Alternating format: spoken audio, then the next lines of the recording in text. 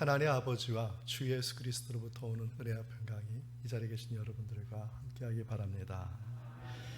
세계적인 컨설팅 그룹이죠. 머서에서 매년 전 세계 주요 도시들을 조사하여서 어느 도시가 살기가 좋은지 순위를 발표를 합니다. 매년요. 정치적인 것, 경제적인 것, 환경, 주거, 치안, 교육, 교통수단, 이러한 삶의 질을 결정한 요소들을 다 종합해서 순위를 발표하는데 서울은 몇 번째 순위에 들어갈까요? 2018년 기준입니다. 서울은 231개 도시 중에서 29번째에 들어가는 살기 좋은 도시로 이렇게 되어 있습니다. 느껴지시죠? 네, 반응이 전혀 없으신 것 같아요. 네, 서울에는 사방이 다 산으로 이렇게 가려져 있어서 산이 다 보이고 가운데는 큰 강이 흘러가서 그래서 여러 환경이나 조건 그리고 경제적인 수준에 있어서 상당히 좋은 도시로 평가를 받고 있습니다. 그런데 그 안에서 살고 있는 사람들은 잘 느끼지 못한다는 것이죠. 좀 부정적인 평가들이 많습니다. 삭막한 도시, 답답한 도시. 유럽이나 미국 같은 도시는 도시를 할 때 도시개혁을 해서 반듯하게 이렇게 만드는데 이 서울은 그렇지가 좀 못해요. 네, 작은 곳에서 이렇게 넓혀가다 보니까 여러 가지 모양에서 반듯한 모양보다도 좀 외국인들이 봤을 때 그런 모양이 좀 못생긴 도시로 알려져 있습니다. 왜 우리들은 이 도시 안에 살면서 삭막하다, 답답하다, 부정적인 생각을 갖고 살까요? 저희들은 이 서울이라는 곳에 살면서 또 대한민국에 살면서 경제적인 발전을 다 경험했기 때문에 그렇습니다. 과거 30년 전, 40년 전만 보면은 골목이 있었고 골목에는 시끄러울 정도로 아이들이 뛰어다녔고요. 그리고 어느 곳에 가든지 참새가 그리고 새들이 지저귀고 그런 추억들이 다 있는데 그런데 지금 도시로 다 바뀌고 나서 어떻게 됐습니까? 골목은 사라지고 아이들이 뛰놀던 곳에는 다 차가 점령을 하고 주차장이 돼버리고 아스팔트가 다 깔려져 버렸기 때문입니다. 과거에는 하늘만 들어도 하늘이 쉽게 보이는데 도심의 그 숲에 딱 들어가면은 고개를 들어도 하늘이 잘 보이지 않는 답답한 느낌이 드는 것이죠. 사람들이 편리하게 사용하려고 도시를 만들었는데 근데 그 도시가 사람을 만들고 있는 거예요. 어떤 사람들을 만드느냐? 부정적인 생각, 좀 안 좋은 생각, 우울한 생각들을 가진 사람들을 만들어내고 있다는 그런 이야기입니다. 2000년 전에 가나안 땅에도 의외로 도시들이 있었습니다. 오늘 본문에 아주 특별한 단어가 나오는데 재판장이 사는 그곳이 어디냐? 도시였다. 도시. 왜 특별하냐? 가나안 땅엔 도시가 없어요. 그런데 도시들이 생겨났어요. 로마가 식민지로 살면서 삼으면서 몇몇 장소들을 도시로 만들어가지고 건물을 세우고 그래서 사람들의 욕망이 다 그곳으로 몰려든 것이죠. 도시가 커지면 커질수록 욕망은 더 커지게 되어 있어요. 정비례 합니다. 가나안 땅에 있던 도시들도 마찬가지였습니다. 우리는 서울의 외곽에 있다고 해서 우리는 예외일 것 같죠. 근데 유엔의 통계에 따르면 우리나라는 도시화율이 몇 퍼센트냐면 90% 이상이라고 합니다. 우리나라 사람의 인구의 90%가 어디에 사냐? 90% 이상이 어디에 사냐면 도시에서 살고 있다는 거예요. 90% 이상이 되는 사람들이 다 도시 문화의 영향을 받고 있다는 것이죠. 가나안 땅에 살았던 사람들이나 로마에 살았던 사람이나 그리고 서울에 있던 사람의 우리들도 다 도시 문화 영향을 받고 있는데, 이러한 도시 문화 영향에 살고 있는 우리들은 어떤 신앙의 삶을 가지고 살아야 될지 오늘 본문을 통해서 살펴보고자 합니다. 거의 대부분이 다 도시에 살고 있다고 볼 수 있는데, 그럼 이런 도시에 살고 있는 우리들은 어떤 인식을 가지고 있어야 되느냐? 우리들의 삶의 자리는 바로 하나님이 임재하는 자리다. 이런 믿음을 가지고 살아야 된다는 것이죠. 그런 믿음을 뭐라고 얘기했냐면 두 왕국론이다. 한 발에는 이 세상에 살지만 동시에 하나님의 나라에서 살고 있다는 것입니다. 우리 17장 말씀, 누가복음 17장 20절과 21절의 말씀을 함께 읽어보겠습니다. 바리새인들이 하나님의 나라가 어느 때에 임하나이까 묻거든 예수께서 대답하여 이르시되 하나님의 나라는 볼 수 있게 임하는 것이 아니요 또 여기 있다 저기 있다고 못하리니 하나님의 나라는 너희 안에 있느니라. 아멘. 이 두 왕국론의 신앙은 초대교회 바울의 신앙이고, 이게 초대교회 신앙이고, 또 초대교회가 끝날 때 어거스틴이라는 분이 신의 도성이다 라는 책을 쓰면서 이것을 좀 더 신학화하였고, 그 이후에 1000년 동안, 중세 1000년 동안 빛을 발하지 못하고 있다가 1517년 종교개혁자 마틴 루터가 주장한 강력한 신학 중에 하나가 두 왕국론이라는 것입니다. 모든 그리스도인들은 두 왕국에 살고 있다는 것이죠. 하나는 이 세상의 왕국, 동시에 다른 하나는 하나님의 나라는 왕국이라는 것입니다. 중요한 것은 그리스도인이 어느 곳에 있든지, 우리가 살고 있는 어느 장소이든지 그곳에는 두 왕국이 실제한다는 것입니다. 우리가 참 이것을 잊어먹고 살 때가 많습니다. 지금의 문제 때문에, 지금의 힘듦 때문에, 지금의 걱정 때문에 하나님의 나라가 지금 나에게 임재했다는 것은 잊어버리고 세상의 문제에만 집착하고 사는 것을 많이 볼 수 있습니다. 두 왕국에 실제한다는 신앙, 바른 신앙을 갖는 우리 모두의 믿음이 되기를 바랍니다. 그런데 안타깝게도 이 두 왕국이 실제하고 있다는 것을 까맣게 잊어버리고 예수님께 묻는 사람들이 있었는데, 오늘 17장의 바리새인들이 그러한 사람들입니다. 그들은 이 세상의 왕국과 따로 떨어진 저 세상의 하나님의 왕국을 따로 분리하는 이분법적으로 생각을 해서, 그래서 하나님의 나라는 언제 옵니까? 라고 예수님께 물었던 것입니다. 예수님께서 하신 말씀, 그렇지 않다는 것이죠. 전도하다 보면 불신자에게 쉽게 듣는 말이 있습니다.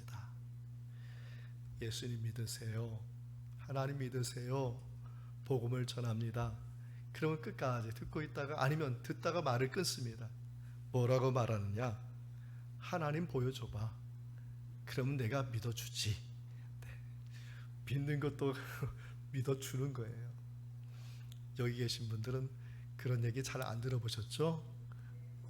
네. 하나님 보여달라는 것이죠. 네. 기적을 일으켜 보라는 것이죠. 그러면 내가 믿겠다는 것입니다.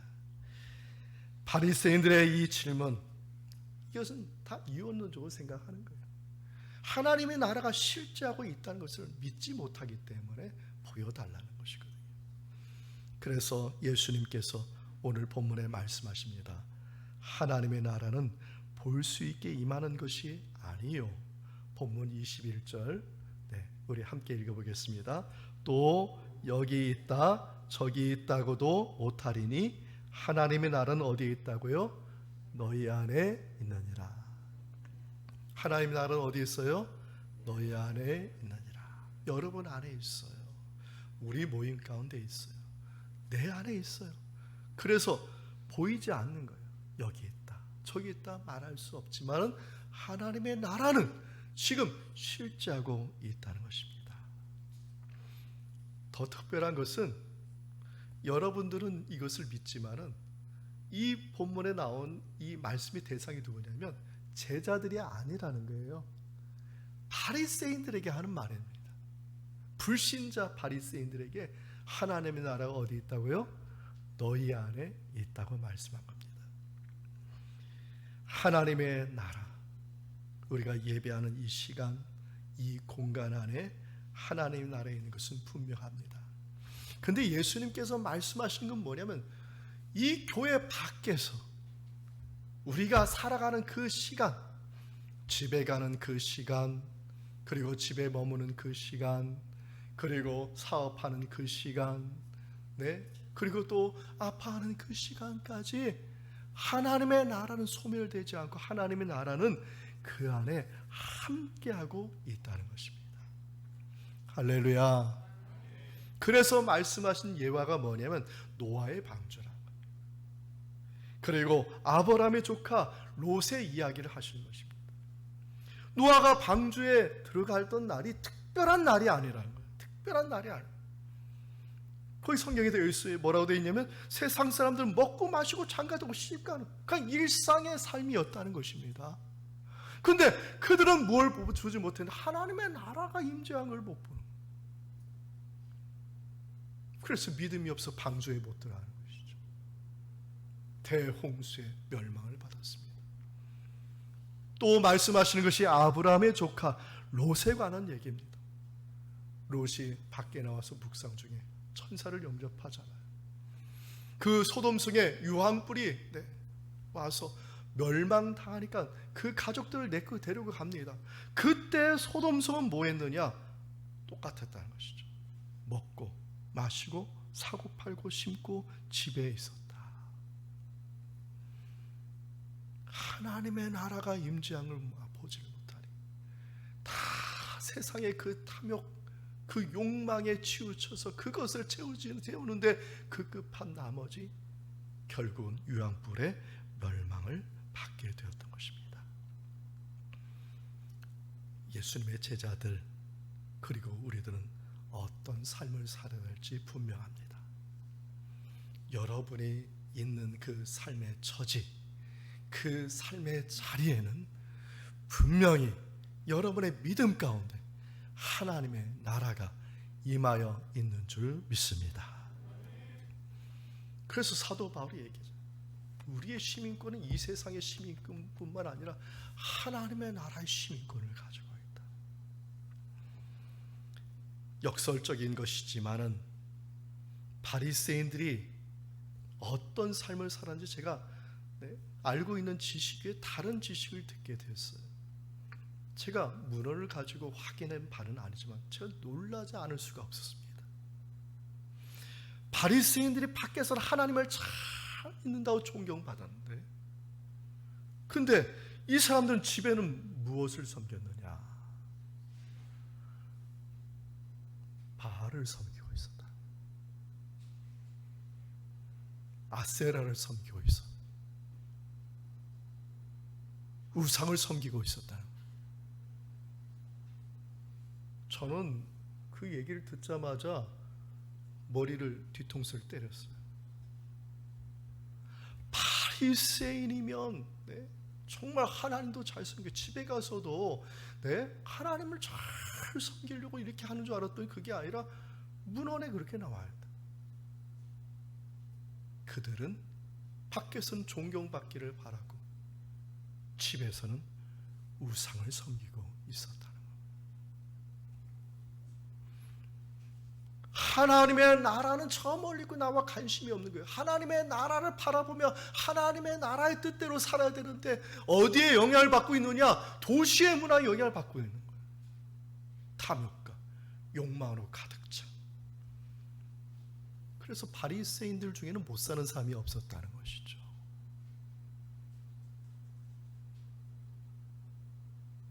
바리새인들은 못 사는 사람이에요.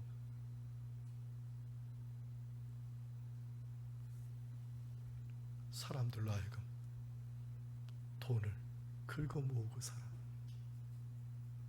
성경에는 그런 말이 없는데 이 사람들은 그렇게 살지 않아. 만몬의 노예가 돼서 세상 도시문화 영향을 받아서 탐욕을 채우는데 급급한 사람들이었다는 것입니다. 성도 여러분, 그리스도인들은 어떤 사람들인가요? 세상에 사는 건 분명합니다. 그러나 동시에 그리스도인들은 하나님의 나라에 살고 하나님의 나라의 영향을 받고 사는 사람들이다.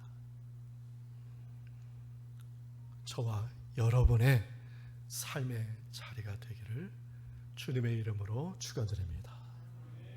하나님의 나라의 은혜가 은혜의 빛이 비치고 하나님의 나라의 하나님의 주님의 사랑이 늘 내 안에 머물고 하나님의 역사하심이 늘 내 심령 속에 충만한 그 이유가 뭐냐? 하나님의 나라가 내 안에 있기 때문인 것이죠. 저를 한번 따라 써보겠습니다. 나는 세상에 살지만 나는 지금 하나님 나라에 있습니다. 할렐루야. 그 하나님의 나라의 주님의 은총이 이 시간 여러분의 삶의 모든 환경과 여건 가운데 그 빛이 비춰주셔서 회복되고 치유되고 고침받는 저와 여러분의 삶이 되기를 축원드립니다. 둘째로 우리가 생각해야 될 것은, 그래서 그리스도인들은 항상입니다. 항상 그 주님의 나라가 임하기를 기도해야 한다는 것이죠. 항상 기도해야 된다. 오늘 본문의 1절의 말씀을 함께 읽겠습니다. 예수께서 그들에게 항상 기도하고 낙심하지 말아야 할 것을 비유로 말씀하여 이르시되. 첫 번째 강조점입니다. 항상 기도하라. 이 항상이란 말이 헬라어로 판토테라고 이렇게 말하는데, 이 단어의 의미는 멈추지 않고 계속 기도한다라는 뜻이 아닙니다. 그러니까 한 자리에 앉아가지고 24시간 내내 기도, 이게 아니라 이 판토테라는 말은 뭐냐면 빈번하게 자주 기도한다는 것입니다. 고상하게 묵상하고 뭐 이런 것이 아니라 빈번하게 자주라는 것은 뭐냐면, 오늘 재판장의 예와 같이 상대방이 귀찮을 정도로 빈번하게 자주 기도하라. 상대방이 귀찮을 정도로, 오늘 재판장의 얘기가 그거거든요. 재판장이 귀찮을 정도로 과부가 빈번하게 자주 가가지고 간청을 하는 거예요. 어떤 재판장의 예화죠? 근데 그 재판장이 어디에 살고 있다고요? 도시에 살고 있었다. 앞서 말씀드렸듯이 로마인들이 지배하는 도시입니다. 로마인들이 세운 새로운 도시입니다. 거기에는 여러분들이 잘 아는 그리스 신화에 나오는 신들을 위한 신전들이 가득했어요. 그리고 그곳에 있는 사람들은 우상을 섬겼을 뿐만 아니라 탐욕도 아주 가득했어요. 도시가 커질수록 정비례하게 인간의 탐욕은 커지게 되어 있기 때문이죠. 그래서 그곳 사람들은 하나님을 무서워하지 않습니다. 그리고 하나님을 믿는 사람들을 멸시합니다. 자신들의 탐욕을 채우는데 급급한 곳이 도시라는 것이죠. 그 재판장이 그곳에 있는데, 재판장이 권력 있는 사람이에요. 이 권력 있는 사람 역시 탐욕에 가득해. 탐욕이 가득하니까 결국은 뭐예요? 돈 버는 것에 혈안인 것이죠. 이 재판장에게 고민거리가 생겼어요. 한 과부가 있습니다. 아마 유대인 과부인 것 같아요. 유대인 과부가 끊임없이 와가지고 빈번히 자주 와가지고 자기의 하소연을 하는 거예요. 당시에 재판하는 장소는 오늘날 우리가 드라마에 나오는 법정과 같이 정숙한 상태에서 변호사와 검사가 서로 논쟁해가지고 판사의 판결을 받는 그런 것이 아닙니다. 당시에는 그러한 것은 중세가 지나서부터 이제 정립이 된 거고, 이 당시에 재판하는 장소는 어떤 곳이냐면 시장판이었습니다. 사람들 100명이고 50명이고 와가지고 내 소송을 들어달라고 막 소리치는 거예요. 그럼 여러분 한번 생각해 보세요. 재판장에 소리치는 거예요. 소리치는 거예요. 다들 소리치는 거예요. 내 재판 좀 들어달라. 완전 난장판입니다. 난장판. 여러분 시장 가시면은, 요즘은 좀 조용하지만 과거의 시장 가면은요, 내 물건 팔아달라고 앞에 나와가지고 호객행위를 하고요. 또 아주 옛날 한 40년 50년 전에 시골 장이 열리는 곳에는 또 서커스가 있었어요. 그마다 5일장 11장에서 서커스가 돌아다니면서 시끄러워요. 그냥. 그러니까 재판하는 이 장소는 시끄러워요. 그냥 다들 내 소송 다들 부르짖는 거예요. 그럼 재판장이 딱 서서 병사들 앞에 딱 세워놓고 누구의 소송을 들어주겠습니까? 돈 많은 사람이죠. 돈 많은 사람 소송을 들어주고 뒷돈을 받는 거예요. 재판장이 돈 버는 합법적인 장소가 어디냐? 재판하는 곳이었어요. 권력 있는 사람이죠. 권력의 도움을 받아요, 나중에. 그러니까 다 소리지고 다 도와달라고 하지만, 그러니까 나약하고 힘없는 사람들의 소송 들어주지도 않아요. 오늘 그 중에 한 명이 누구냐? 과부. 당시에 과부나 고아는 거의 멸시와 무시의 대상이었습니다. 그런데 이 과부가 끊임없이 앞에 와가지고 그냥 계속해서 내 소송, 내 원한을 들어달라고 하는 거예요. 하루도 아니고 이틀도 아니고 매번 와가지고 들어주지도 않는데도 불구하고. 그런데 갑자기 이 재판장이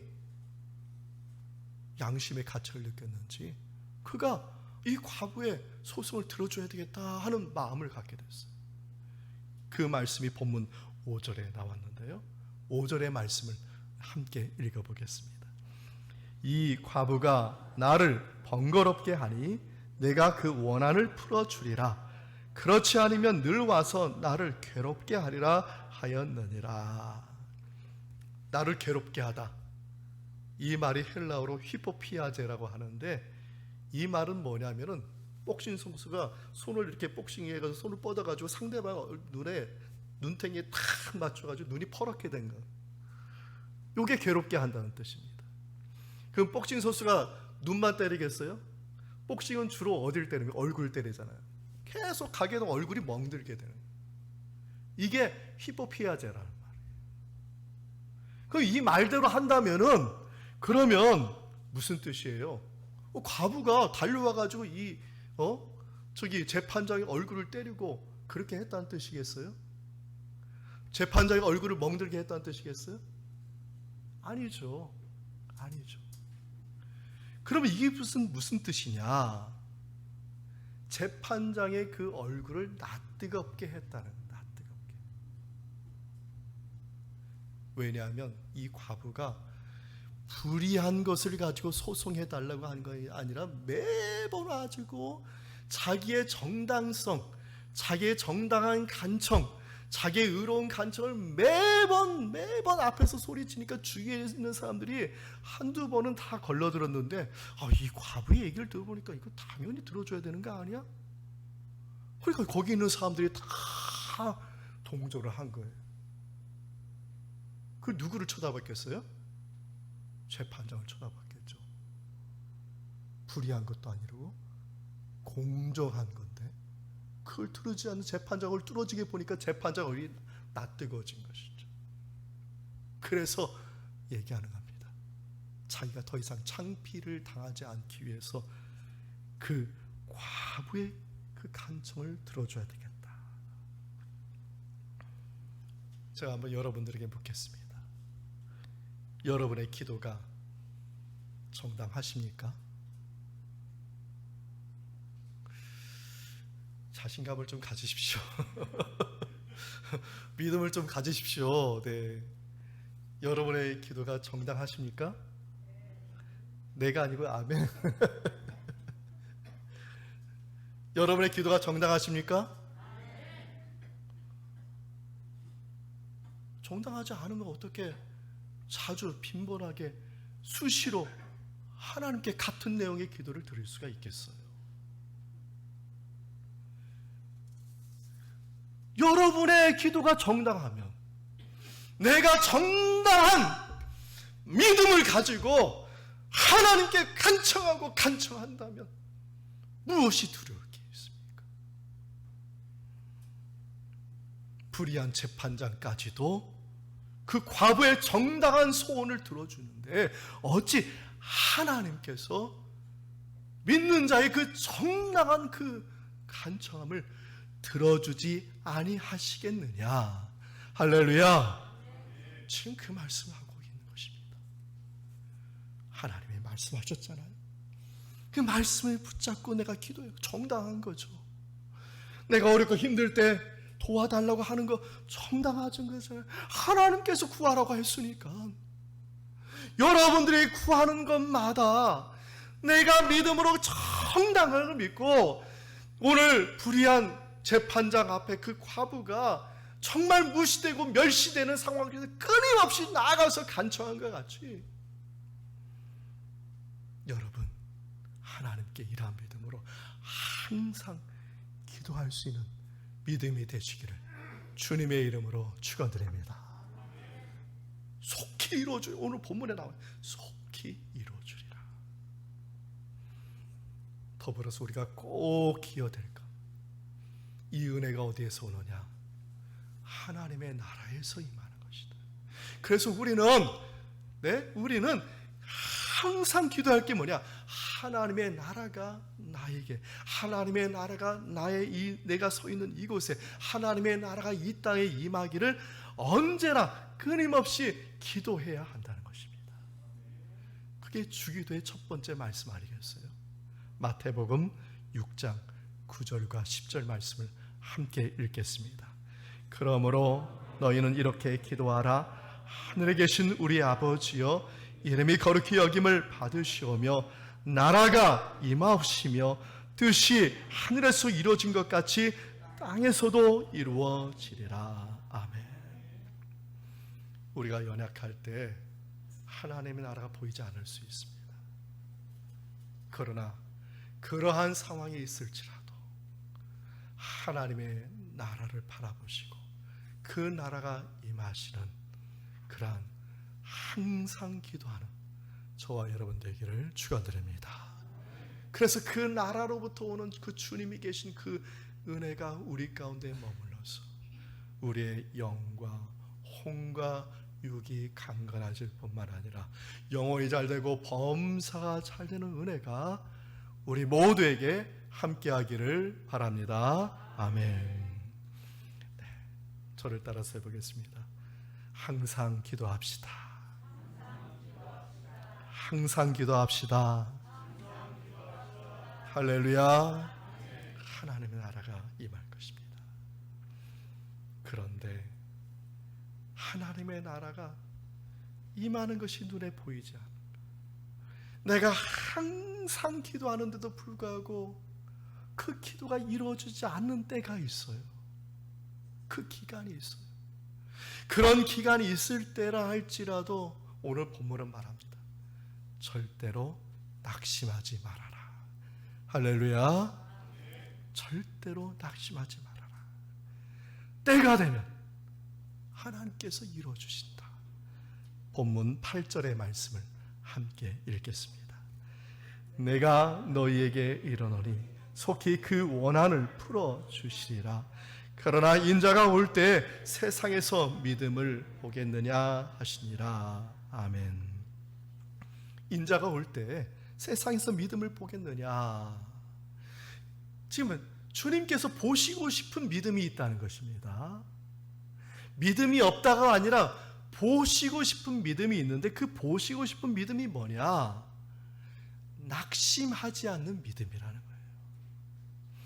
오늘 본문에 8장 1절에 보면 항상 기도하라 이렇게 되어 있는데, 그 다음에 뭐라고 되어 있냐면 낙심하지 말아야 된다. 오늘 본문의 말씀은 17장 앞에 나와 있는 인자, 하나님의 나라와 연관되어 있습니다. 그래서 그 인자가 올 때 무엇을 보기 원하느냐? 낙심하지 않는 믿음을 보기를 원하신다. 지금 그 말씀을 하고 있는 것입니다. 본문의 비유의 말씀에 보면 본문 4절의 말씀, 4절에 보면은 불의한 제사장이 이 과부의 간청을 들어주지 않는 때가 있어요. 그걸 뭐라고 표현하면 얼마 동안이다. 영어로 for some time he refused. 그가 얼마 동안 거절했다 이렇게 되어 있어요. 얼마 동안. 이 얼마 동안은 하루 이틀이 아니라고 저는 생각합니다. 매번 와가지고 간청. 그것이 1개월인지 2개월인지 3개월인지 아니면 6개월인지 1년인지 모르지만 그동안 이 재판장은 거절하고 있었다는 것이죠. 하나님은 우리에게 얼마 동안 그 시간을 통과하시는 때를 보고 계신다는 것을 말하고 있습니다. 야곱의 자손들의 출애굽을 할 때까지 몇 년이 걸리시죠? 430년의 얼마 동안이 걸렸습니다. 이스라엘 백성들이 가나안 땅에 도착하기 전까지 얼마 동안 걸렸어요? 광야에서 40년의 얼마 동안이 지났습니다. 요셉의 형들의 모함으로 애굽에 팔려서 노예와 옥살이를 하면서 총리 대신이 총리의 자리에 오르기까지 얼마나 걸렸습니까? 13년의 얼마 동안이 걸렸어요.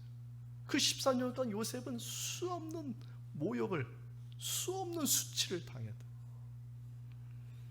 여러분이 잘 아는 사도 바울, 그의 이름 사울일 때 다메섹에서 주님을 만나고 나서 그가 하나님께 부름받은 사도로서 전 세계 복음을 전하는 때까지 얼마 동안 걸렸습니까?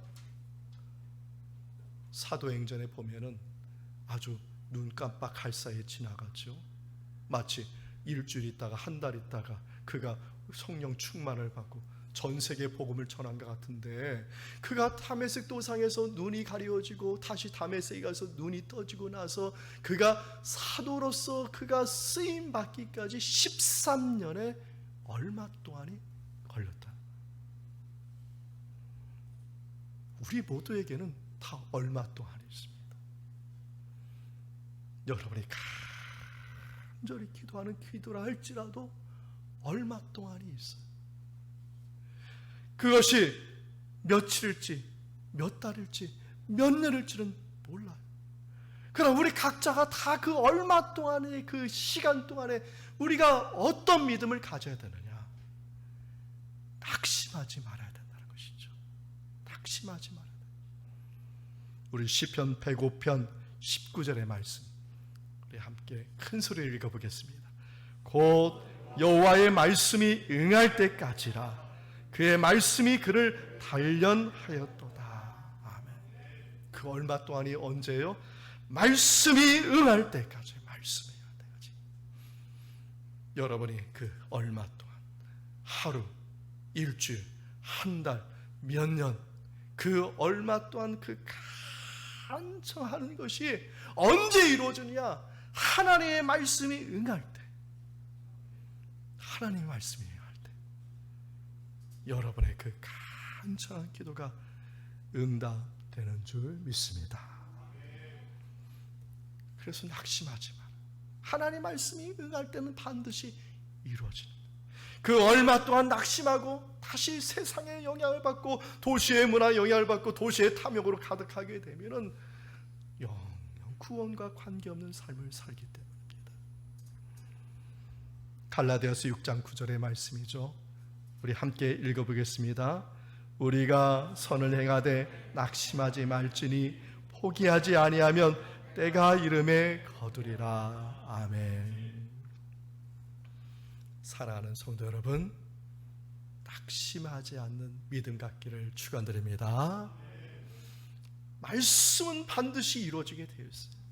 내가 말씀을 붙잡고 기도하는 그건 정당한 겁니다. 그러면 그 말씀이 응할 때가 있는 것이고, 그 말씀이 응할 때 하나님의 역사하심이 나와 저와 그리고 이 자리에 계신 우리 모든 성도들에게 역사하심을 믿으시기 바랍니다.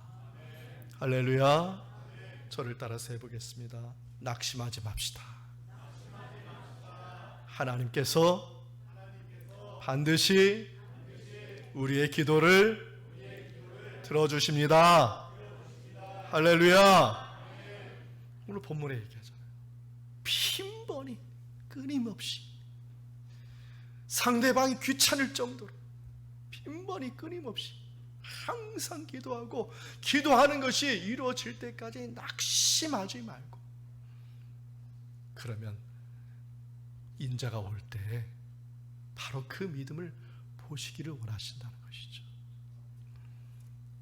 인자 되신 우리 주님께서 다시 오실 때 우리 가운데 이 믿음 보시는, 그리고 그 믿음으로 말미암아 칭찬받으시는 저와 여러분 되기를 축원드립니다. 말씀을 마치겠습니다. 우리는 지금 어느 나라를 향해서 살고 있습니까? 우리가 지금 이 세상의 나라에 살지만 동시에 하나님의 나라가 있음을 기억하시기 바랍니다. 예수님께서 말씀하셨어요. 하나님의 나라는 너희 안에 있느니라. 아멘. 낙심하지 마시고, 그리고 주님의 뜻이 이루어지기를 항상 기도하시고, 저와 여러분의 기도가 정당하면 끊임없이 쉬지 말고 기도하셔서 하나님의 때, 말씀이 응하실 때, 말씀이 응하시고 하나님의 응답을 받을 때 하나님께 영광 돌리는 그러한 은혜와 복을 받는 저와 여러분의 삶이 되기를 주님의 이름으로 축원드립니다. 이 말씀의 은총이 예수 그리스도 안에서 여러분의 마음과 생각을 지키시기 원합니다. 아멘.